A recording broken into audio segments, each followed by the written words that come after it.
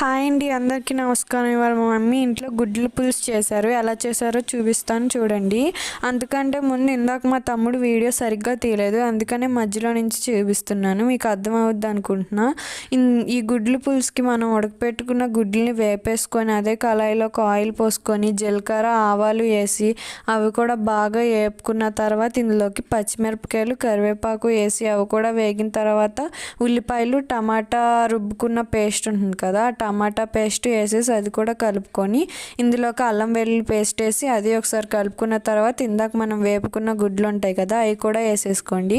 ఆ గుడ్లు కూడా వేసుకున్న తర్వాత ఇందులోకి మా మమ్మీ ఎప్పుడు వేసినట్టు కల్లుప్పు, తగినంత పసుపు, కారం వేసి ఇందులో గరం మసాలా వేస్తుంది. గరం మసాలా వేసుకున్న తర్వాత దాన్ని ఒకసారి కలుపుకొని ఇందాక గుడ్లు వేపుకునే ముందే మా మమ్మీ నానపెట్టుకున్న చింతపండు పులుపు అయితే ఉంది, ఆ చింతపండు పులుపు కూడా ఇందులో పోసేసుకొని మూత పెట్టి కాసేపు ఉడకనివ్వండి. నాకైతే ఈ గుడ్ల పులుసు అంటే చాలా ఇష్టం, అందుకని మా మమ్మీని ఇవాళ గుడ్ల పులుసు చేయమన్నాను.